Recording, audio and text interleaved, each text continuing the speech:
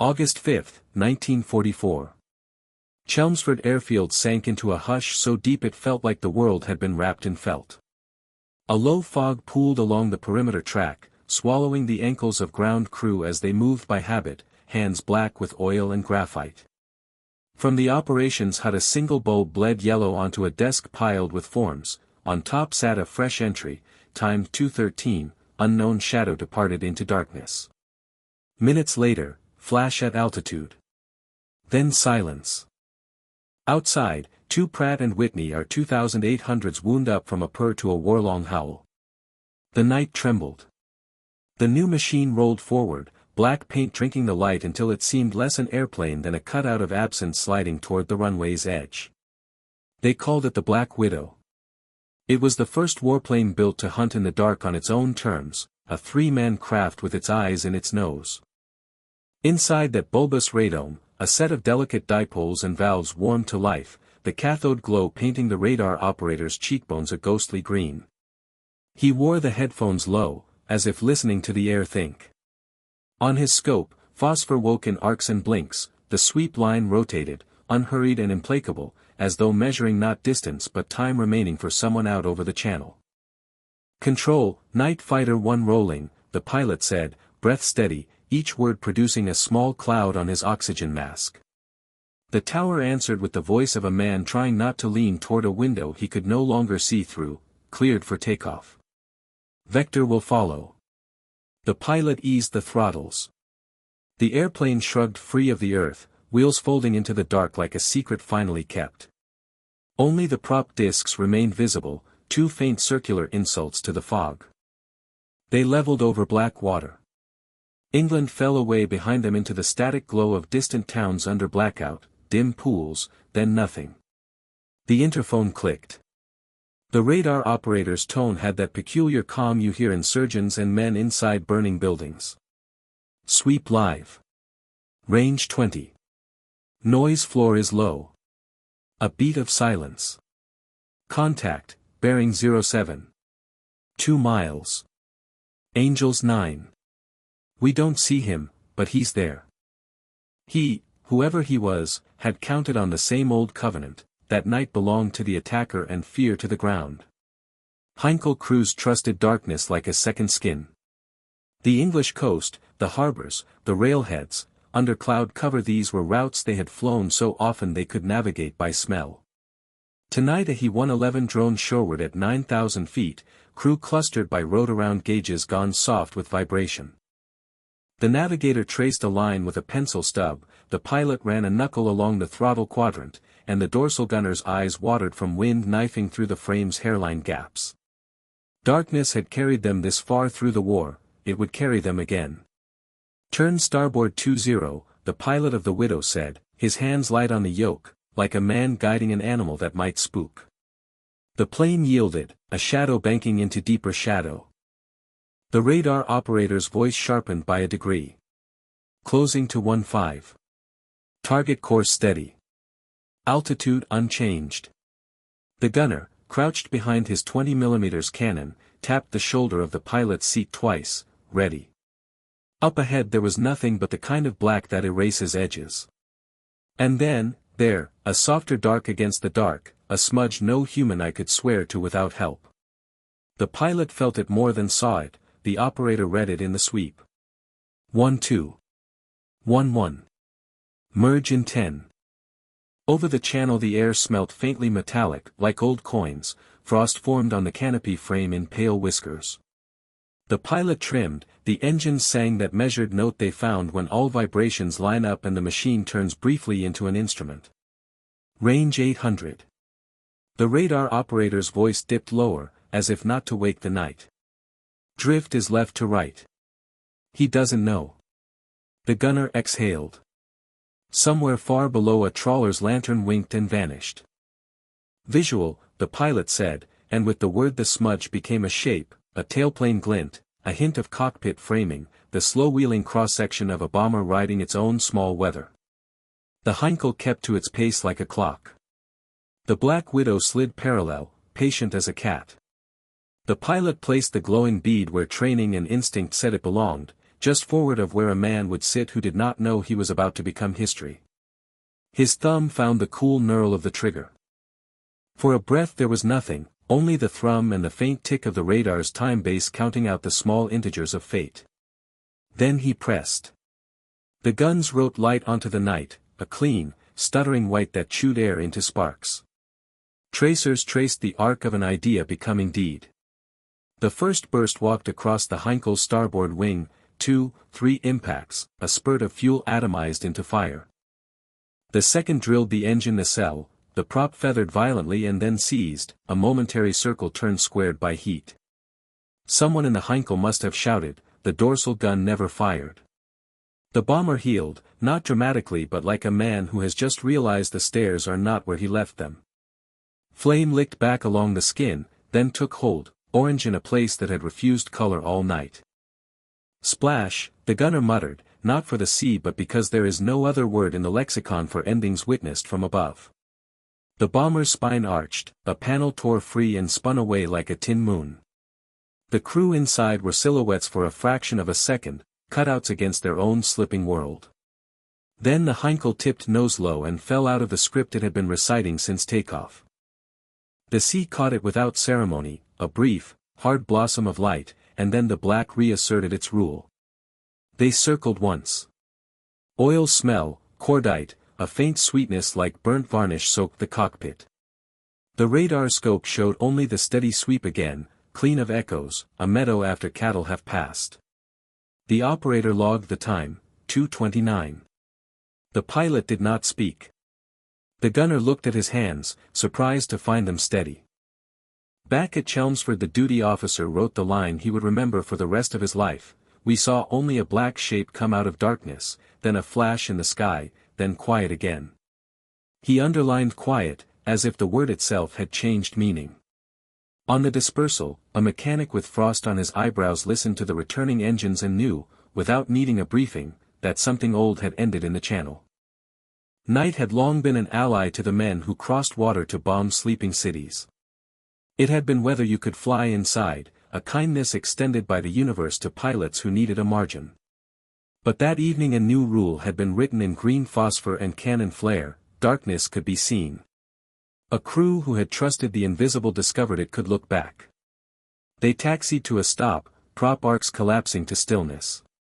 The canopy slid open and let in a slice of cold that smelled of grass and oil.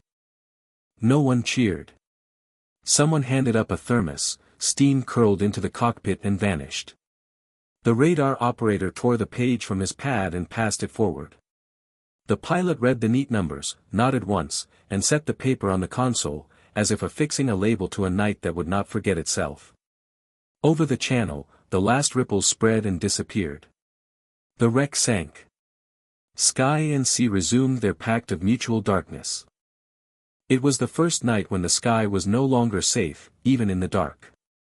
Where are you watching from? Let me know in the comments below and don't forget to subscribe to this channel.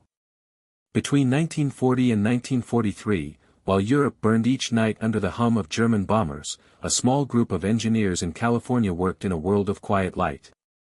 Their mission sounded impossible, to build a plane that could see in the dark. The U.S. Army called it Project Night Fighter, and it was born not out of curiosity, but desperation. The man at the center was Jack Northrop, a designer known for his calm voice and his sketches that seemed to think faster than words.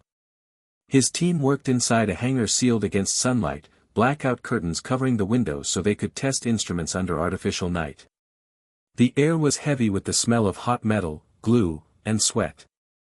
On a wooden table lay their greatest gamble, a radar small enough to fit inside an airplane's nose. The device, the SCR-720, looked fragile, a cluster of glass tubes and copper wires.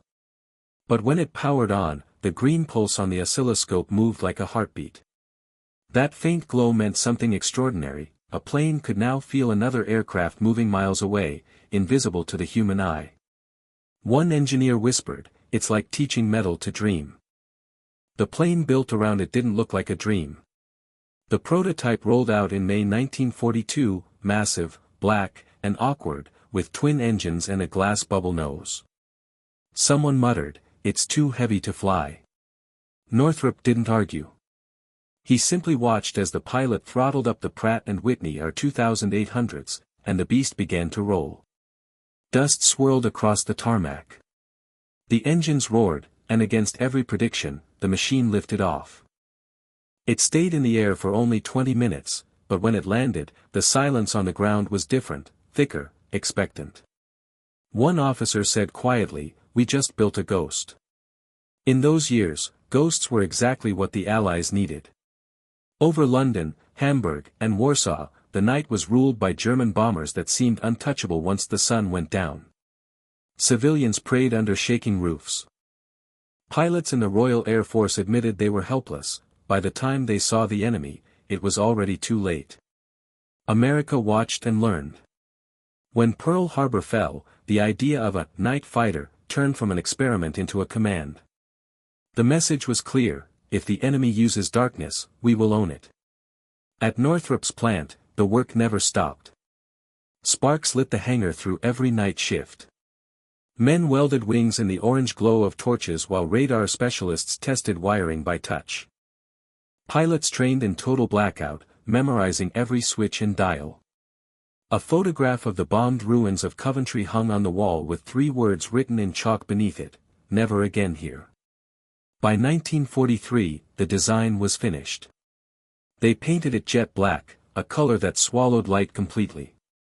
It carried 4 20mm cannons, 4 .50 caliber machine guns, and a crew of 3, pilot, gunner, radar operator. To the untrained eye, it looked more like an insect than a plane. When floodlights hit its curves, it seemed to disappear again, edges dissolving back into shadow. That's when someone coined its name, the Black Widow. Captain Herman Ernst, one of the first men to fly it, described the feeling in his logbook: "Inside, there's only the glow of the radar and the hum of the engines. You don't see the world, you sense it. The plane feels alive, like it's hunting." The aircraft was strange, heavy, and temperamental, but when the radar worked, it was terrifyingly precise. The operator would whisper bearings into the intercom, cold numbers, quiet as prayer, and the pilot would turn the plane toward a target he couldn't see. To the enemy, it must have felt like the night itself had turned against them. Still, for all its power, the Widow was born from fear. Engineers and pilots alike understood its purpose: to end the killing that came from the sky each night. The Black Widow wasn't built to conquer, it was built to find. To pull unseen predators out of the dark and make them visible, even for a second, that was enough. By the end of 1943, the first production models were shipped to Britain. The official report said only, "Aircraft P-61 approved for operational service." But among those who had built her, the tone was different. They knew they had crossed an invisible line. Soon, over the coast of France and the black waters of the Channel, the night would change forever. The hunters would become the hunted, and darkness would never again belong entirely to fear. August 1944. Western Europe slept under a trembling sky. Over Normandy, a lone P-61 Black Widow carved through clouds, its twin engines humming low and even. The night was clear, but the world below was burning, fields smoldering, villages scarred by weeks of invasion. Inside the plane, 3 men sat surrounded by the glow of instruments, each breath fogging the canopy. The pilot, Lieutenant Sam O'Neill, kept his voice steady: "Radar on." "On and clean," replied Sergeant Frank Dugan, hunched over the glowing green scope. "We've got a possible contact, 2 miles out, same altitude." His tone was quiet, confident, but the words tightened the air inside the cockpit. O'Neill scanned the darkness. Nothing. Just the faint shimmer of starlight. But the radar didn't lie. He eased the throttle, the Widow dipping into its silent run. Below, the English Channel reflected nothing, a black mirror hiding everything. In another stretch of sky, a Heinkel He-111 lumbered homeward, its crew exhausted after a failed bombing run. The German pilot trusted the dark, it had always protected them. For years, the night had been their ally. But not tonight. "Contact closing," Dugan whispered. 1 mile, 800 yards. The gunner in the rear turret gripped his controls, muscles tense. O'Neill's eyes flicked to the horizon, and then he saw it, a faint silver glint. "Got you," he murmured, thumb tightening on the trigger. 8 guns erupted. The night ripped open in red flashes. The Heinkel jerked violently, one engine bursting into flame. For an instant, the bomber glowed like a dying star before tumbling into the sea. Then, silence. No explosion, no cry. Just the sea swallowing another secret.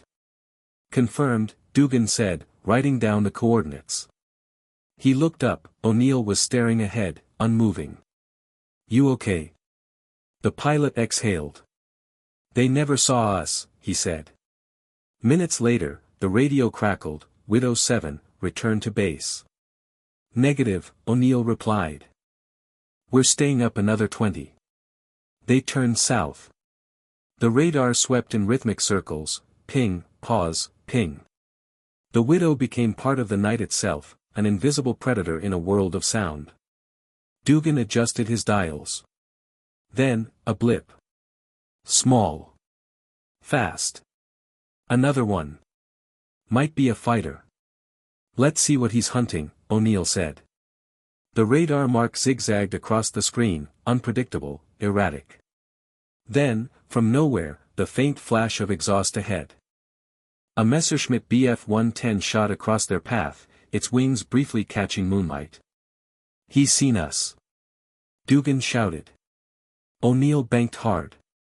Tracers streaked past the canopy. "Hold on." He rolled left, diving under the Germans' line of fire. The gunner's voice cut through the intercom, "Target in sight. Take him." The Widow's cannons thundered. The Messerschmitt shuddered, one wing snapping clean off. A streak of fire spiraled downward until it disappeared into the cloud deck. Silence again. They circled once, scanning for wreckage. There was none. Only the echo of their own engines. By dawn, Chelmsford Airfield was wrapped in fog. The Widow landed smoothly, its black paint still slick with dew. O'Neill climbed down, shoulders stiff, face pale. An officer met him on the tarmac with a clipboard. "Any contacts?" "2," O'Neill answered. "Both gone. They never saw us coming." The officer nodded, scribbling notes.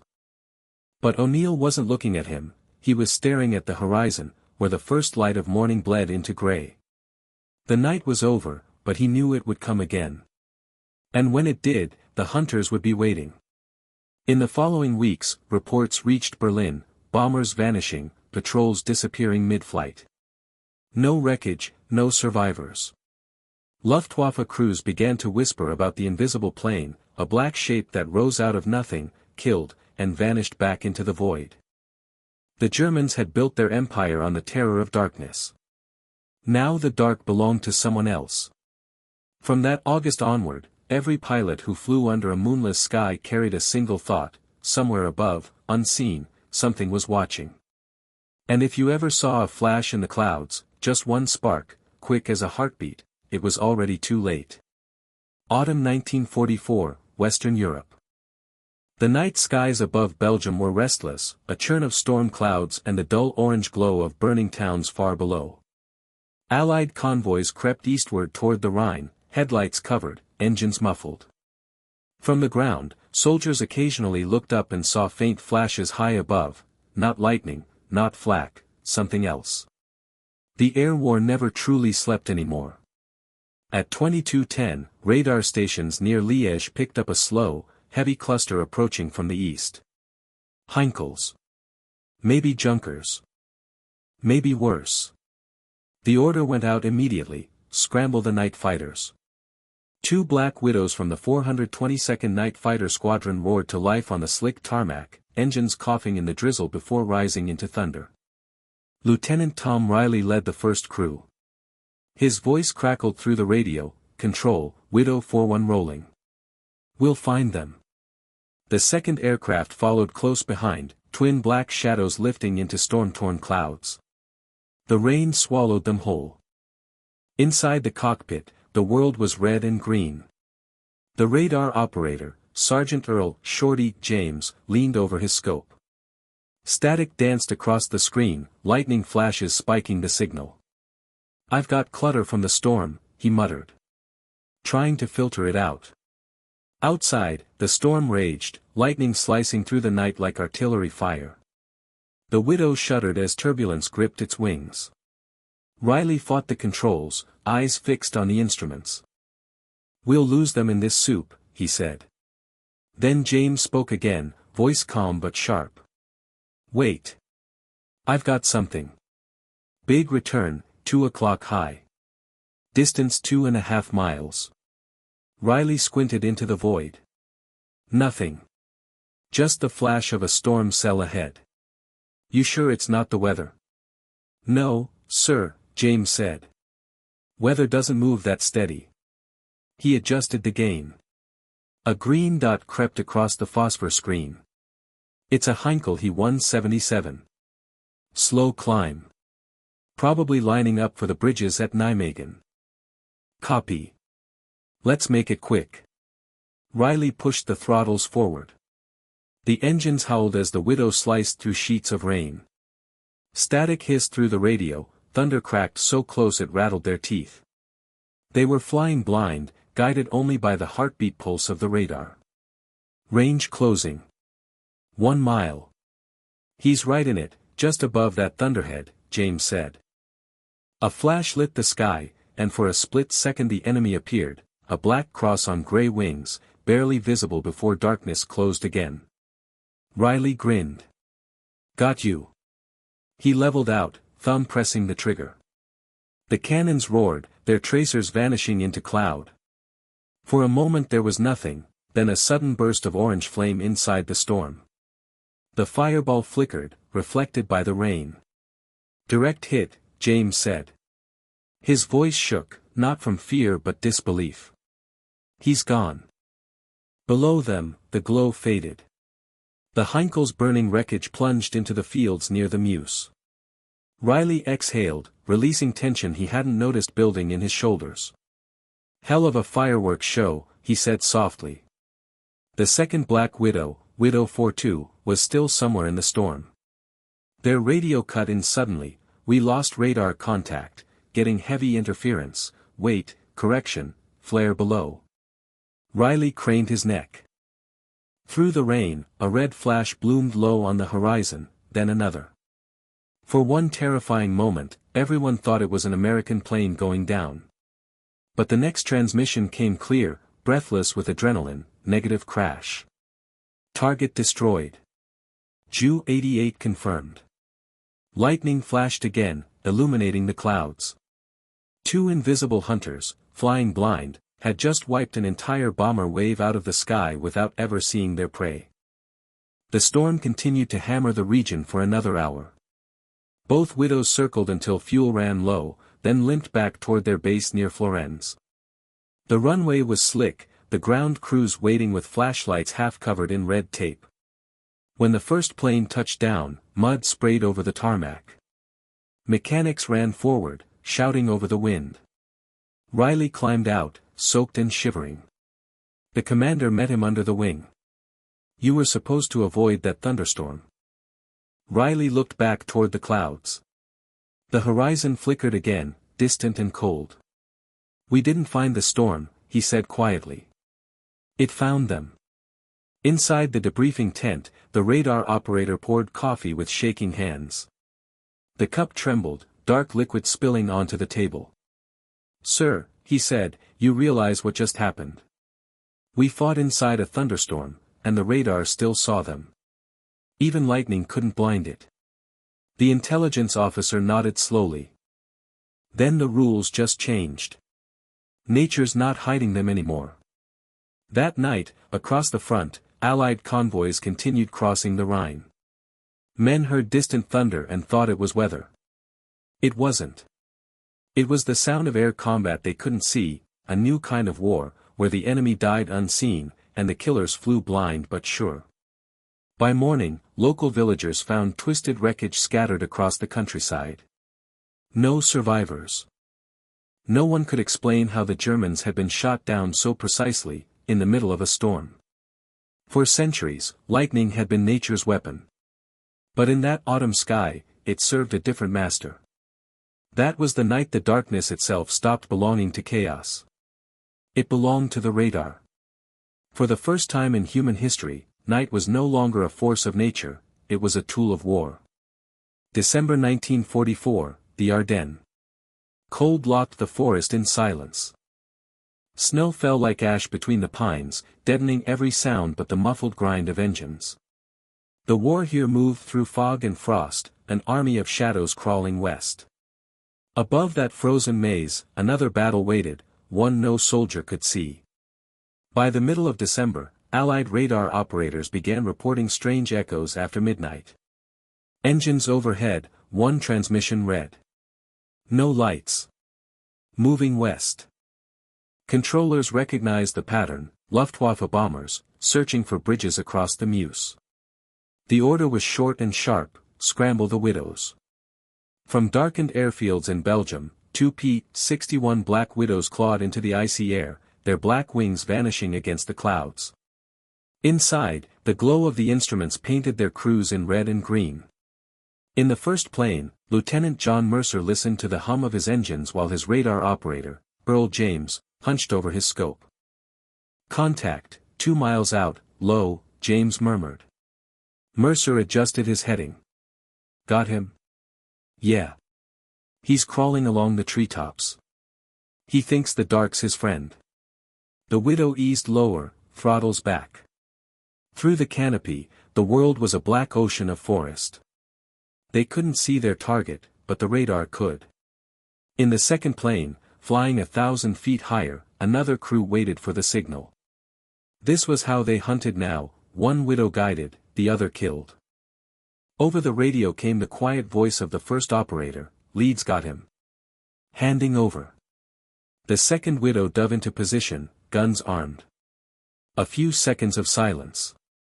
Then a burst of light flared below, a short orange bloom, then nothing. The German bomber vanished from the screen.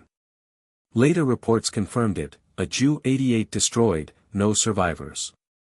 The Germans had thought the night would protect them, as it once had over London and Antwerp. But now it betrayed them. They could no longer trust the dark. Another engagement came 2 nights later. A Heinkel He-111, trying to slip between snowstorms, appeared on the radar like a faint heartbeat. "Range 800, said James. "Steady climb."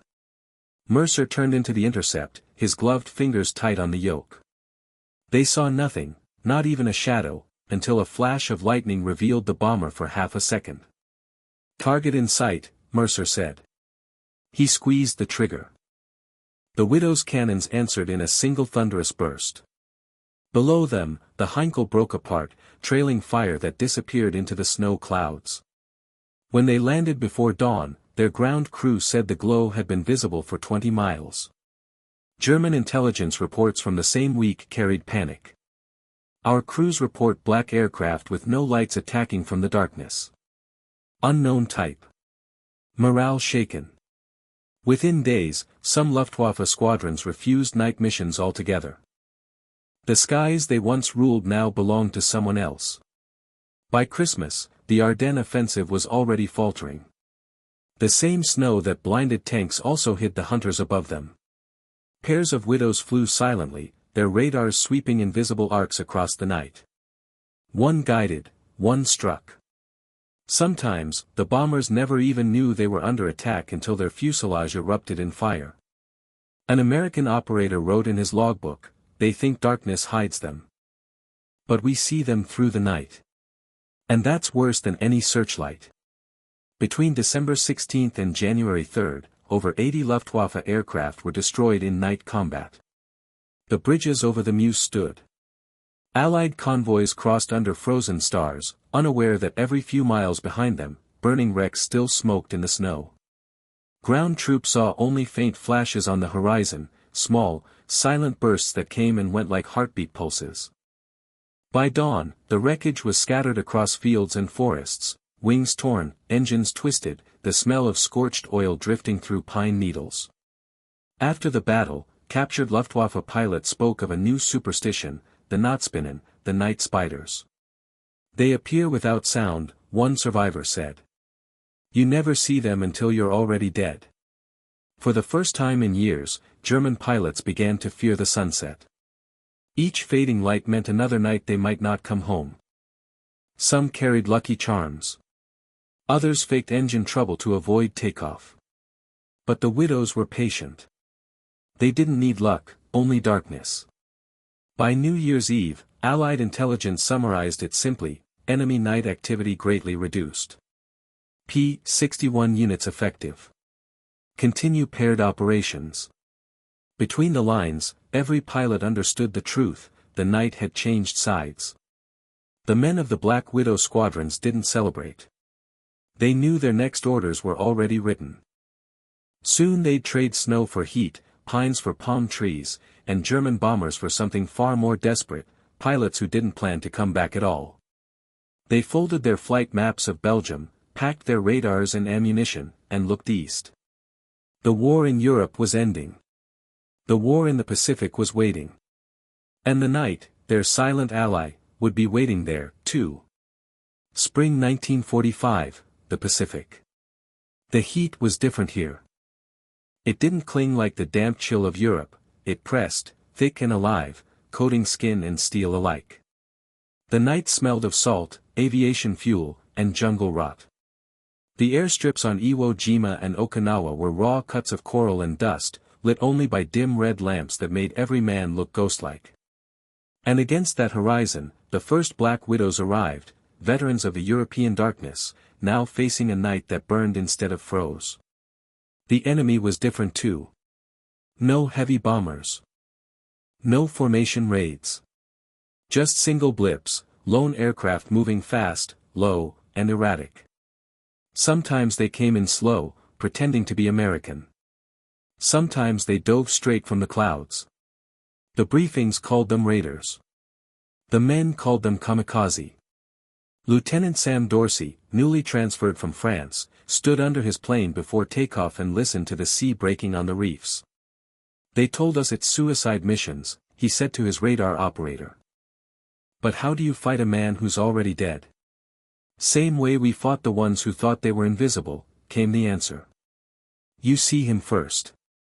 Their widow lifted off at 21:17, wheels dragging sparks before tucking under. The ocean below was ink black, the horizon glowed faintly from the fleet's anchored destroyers. Over the radio, the controller's voice cut through static: unidentified contact inbound, heading 090. Possible bandit. Radar picked it up seconds later, a single return, small and fast, 20 miles out and closing. He's coming right for the ships, Dorsey said. They climbed to intercept, throttles wide. The engines roared, echoing across the empty sky. Within moments, they could see the glimmer of a prop flame, a pinprick racing toward the fleet. The Japanese pilot was flying an old Zero, stripped of armor, packed with explosives. Range 2000, called the operator. Dorsey lined up, fingers slick with sweat. The widow bucked as the cannon spat light. For an instant, the night became day, orange tracers stitching across the void. The Zero exploded mid-air, scattering fragments like falling stars. Below, sailors on the decks of the battleship Tennessee looked up from their stations, mouths open. They hadn't heard the widow coming. All they saw was the fireball and the rain of metal. Then cheers, wild and distant, rolled up through the darkness. That first success didn't make it easier. Each night brought more, singles, pairs, sometimes whole swarms of desperate pilots, weaving through clouds of flak to reach the anchored fleets. The radar operators learned to read the rhythm of death, a faint echo that thickened, vanished, then reappeared seconds before impact. The kamikaze were fast, but they weren't invisible. And for the first time, the Americans had a machine that could see through the black sky better than any eye. By late April, Black Widow squadrons were flying constant patrols from dusk until dawn, circling above invasion fleets like silent guardians. Their kill reports grew longer: 2 Oscars destroyed, vicinity Okinawa, no survivors. Intercepted Val dive bomber before fleet contact. One unidentified aircraft exploded on approach. One pilot wrote in his journal, "They come out of nowhere. You don't even think of them as men anymore. Just sparks in the dark. We put them out." But even victory here had a cost. One night, a widow from the 548th Squadron chased a kamikaze too low. The Japanese plane exploded beneath it, the shockwave flipping the American fighter onto its back. Both crashed into the ocean, their fires merging into one brief flame on the waves. No one could tell who died first. In the days that followed, crews moved more carefully. They spoke little before flights, superstitious now. The Pacific nights were deceiving, so clear and still that radar blips felt unreal, until the flash of an explosion reminded them otherwise. A captured Japanese mechanic later told interrogators, "Our pilots believed death at night was sacred. They didn't expect to be seen." When shown fragments of AP-61's radar set, he simply stared. "You could see them?" he asked quietly. "In the dark?" The interrogator wrote in his report, "He seemed more shaken by that than by defeat." By June, the Widows had destroyed dozens of attacking aircraft, saving entire convoys from obliteration. For the Navy men below, those unseen black planes became legends. Whenever a kamikaze failed to reach its target, someone would whisper, "The Widow got him." Yet even the crews who flew her knew something darker, that the Pacific wasn't finished with them. Rumors spread of new missions forming farther west, beyond Okinawa, closer to the home islands themselves. The Black Widows were being prepared for operations no one yet dared name. Dorsey's final entry before that transfer read, "We hunted ghosts in Europe. Here, we hunt fire. And the fire never stops coming." The war was shifting again. The night, once tamed, was about to grow wild. May 1945, the Netherlands. The night above the North Sea was thick as ink. No moon, no horizon, only black on black, where the sea and sky blurred into one endless void. Somewhere beneath that darkness lay the flooded fields of the Netherlands, where rumors of peace whispered through the ranks. But until the signal came, the war still belonged to the night. The Black Widow lifted off at 23:10, engines rumbling low over the dimly lit airfield near Leeuwarden. The crew said little, they'd done this too many times to waste words. Captain Robert Hale watched the red glow of his instruments while Sergeant Tom Keegan, his radar operator, adjusted the scope that pulsed like a slow heartbeat. The phosphor line swept its circle, nothing but static and silence. They flew north, climbing through thin clouds. The cockpit smelled of fuel and warm metal. Hale muttered, "One last night." Keegan didn't reply. Every man in the Air Corps knew the end was near, but no one dared believe it out loud. Half an hour passed before something flickered across the radar, a weak echo, distant but steady. "Contact," Keegan said. "Bearing 085. No identification." Hale frowned. "Could be a stray transport." "No IFF signal," came the reply. "And he's coming straight at us." The radio crackled, the voice from ground control faint under static. "Widow 27, be advised, no friendly aircraft in your sector. Intercept and confirm." That was all. Hale pressed the throttle. The Widow surged forward, wings cutting the dark like a knife. Every sound in the cockpit felt louder, the hum of the engines, the clicking of the radar, their own breathing under oxygen masks.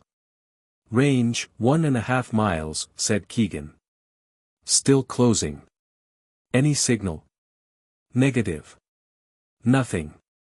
The pilot's hands tightened around the stick. They'd spent months hunting bombers, but now, with the war nearly over, the thought of shooting down a lost soul weighed heavier than before. Still, an unidentified plane flying north meant one thing, escape. "Arm guns," Hale ordered quietly. The turret hummed as the gunner readied the 20mm cannons. Lightning flared far off in the clouds, painting the sky for half a second, and in that flash, Hale saw it. A black silhouette, twin engines, moving low and fast. Target confirmed, he said. The Widow dove slightly, lining up the shot. Hale's thumb found the trigger. For an instant, the world froze, then the cannons erupted, tearing red lines through the night. The tracers reached their mark. A dull orange flare lit the horizon, then split into a blossom of fire before fading back into darkness. Hit confirmed, Keegan said softly. 0 survivors. They circled once, but there was nothing left to see, only smoke and sea merging into shadow. The radio broke the silence. 2-7, report. Single aircraft destroyed, Hale answered. Unknown type. No IFF. A pause followed. The controller's voice came back slower, quieter. Copy that. Return to base. By the time they touched down, it was past 1 in the morning. The red lamps on the runway glowed brighter than usual, as if the world was trying to remember color. Mechanics jogged toward them, faces pale in the light. No one spoke. The war was ending, but routine still ruled. Inside the small operations tent, Hale filled out the after-action form. Unknown twin-engine aircraft. Heading north-northeast. Believed attempting to reach Norway.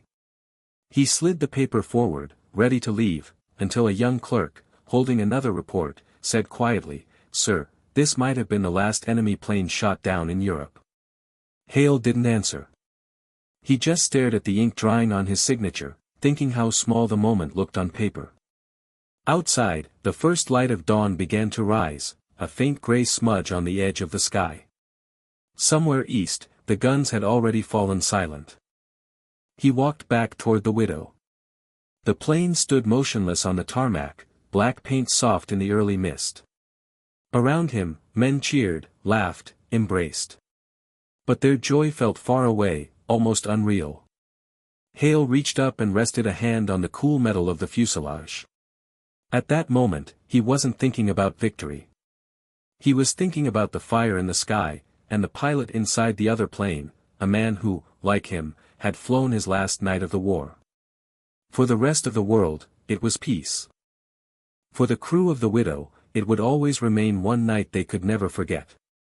August 1945, over Tokyo. Night above Japan wasn't truly dark anymore.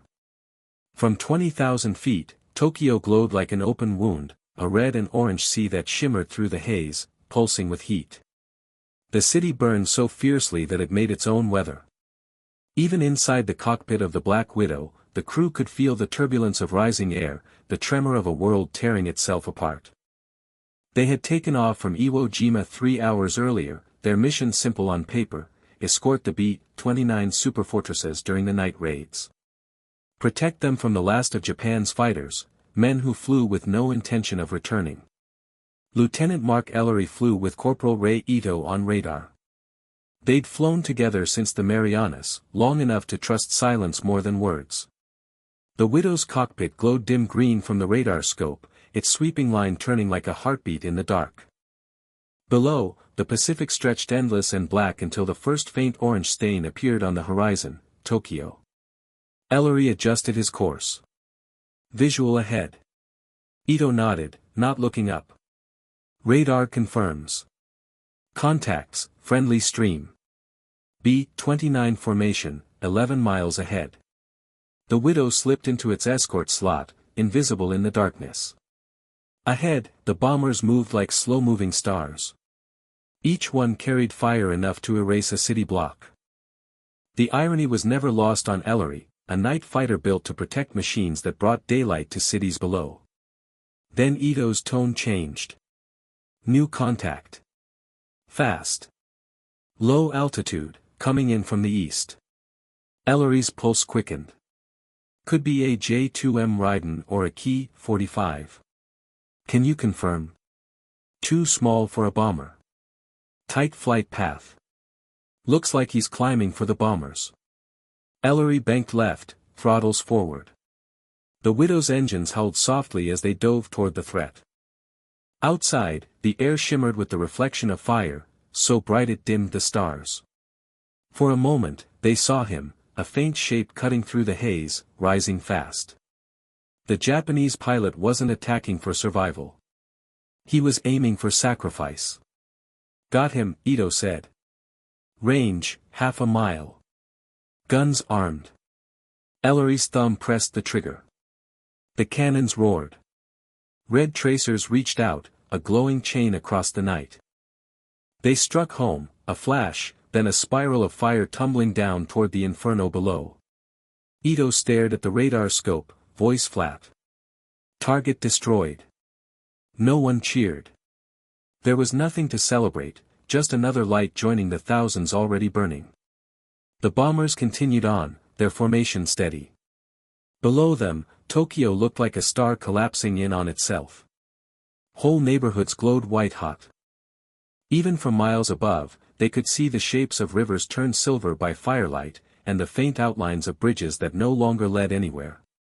Ellery's radio crackled with clipped voices, bombs away. Turning for home. He watched the first waves release their payloads, watched the falling lights vanish into smoke. Seconds later, the ground convulsed with shock waves, and the sky shimmered like heat over a desert.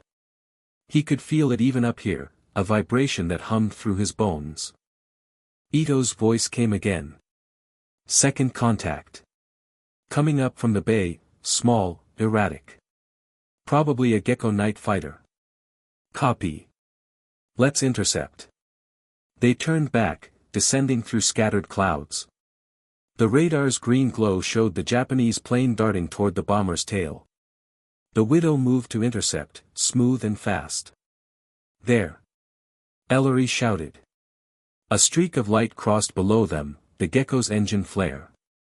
The gunner reacted instantly, sending a short burst of cannon fire. The tracers caught the target mid-climb. A second later, it exploded, scattering fragments into the Black Sea below. Then came silence. No more contacts. No more resistance. Only the low hum of their engines and the distant thunder from a city dying beneath them. For the first time that night, Ellery spoke quietly. How do you see it, Ray? Ito hesitated. Everything, he said. I can see everything. I wish I couldn't. The words lingered in the intercom like static. As they turned for home, dawn began to stain the eastern sky. The bombers glided ahead, engines steady, their bellies empty now. Behind them, the horizon glowed dull orange, the color of something ending. They landed at Iwo Jima just before sunrise. The ground crew waved them in, eyes red from the sleepless night. In the debrief tent, a young officer took notes without looking up. 2 confirmed kills, he said flatly. Good work, Lieutenant. But Ellery didn't answer. He just stared at his gloves, still smelling of gunpowder and sweat. Outside, the Widow cooled on the tarmac, black paint catching the first light of morning. The sky was pale now, washed clean, but the smell of smoke drifted even here. Ito leaned against the landing gear, eyes closed, saying nothing. They had done their duty, protected the bombers, fulfilled their orders. Yet neither man felt victorious. Somewhere behind them, Tokyo still burned. And for the first time, the hunters of the night felt like witnesses to something far larger than war. September 1945, Okinawa. The airfield was quiet now. No roar of engines, no orders over the radio. The Black Widows sat motionless under the pale sun, black paint dulled by salt and dust. For the first time in years, no one was afraid of nightfall. The war was over. The darkness that once hid enemies had nothing left to hide. Lieutenant Mark Ellery walked the line of parked aircraft, his boots crunching over coral dust. The planes looked like sleeping animals, wings folded, radar domes facing nowhere. Crews moved slowly, almost unsure what to do with their hands. Some packed boxes, others just stood by the machines that had carried them through hundreds of hours of night. A young radar operator closed his headset into a crate. Feels wrong, he muttered. Like turning off the stars. Nobody answered. Inside the operations tent, a clerk finished typing the last report, 127 confirmed victories, dozens of bombers saved, no successful night raids after February 1945. The paper smelled of ink and dust. He stacked it neatly, stamped it, and left it on a desk that no one would ever sit at again. The numbers looked clean. The memories didn't. Outside, the men gathered in small circles, voices low. A gunner traced his finger across the fuselage, following the scratches that marked each mission. A mechanic, still wearing his oil-stained shirt, ran a hand along a propeller blade. She was faster than the dark, he said softly. Now the dark's caught up. Ellery sat on a crate beside his aircraft, helmet in his lap. He watched the sky, the same sky he had spent years hunting through, lit only by radar and tracer fire. It looked ordinary now, too blue, too still. He wasn't sure he liked it. Nearby, someone tuned a small radio. A song came through, a soft, wavering voice from home. The melody was gentle, but the men fell silent as if it might break. One by one, they turned away, each carrying his own weight of memory. In the records, the P-61 was a success story, a masterpiece of radar and firepower, a machine that turned night into an ally. But standing here, among the men who had flown it, victory felt quieter, stranger. They had spent years teaching themselves to see in the dark, and now there was nothing left to look for. A corporal wrote in his notebook, 3 years we hunted in shadows. Now the shadows hunt us in our sleep. He tore out the page and tucked it into his flight jacket. At dusk, the last engines were run one final time. Cylinders coughed, caught, and then faded into silence. Mechanics shut the fuel lines, tied down the propellers. The air smelled of warm metal and sea wind. Beyond the runway, waves broke softly against the reef. Ellery placed a hand on the widow's nose. "You got us home," he said quietly. No one heard him, and that felt right. The sun slipped under the horizon.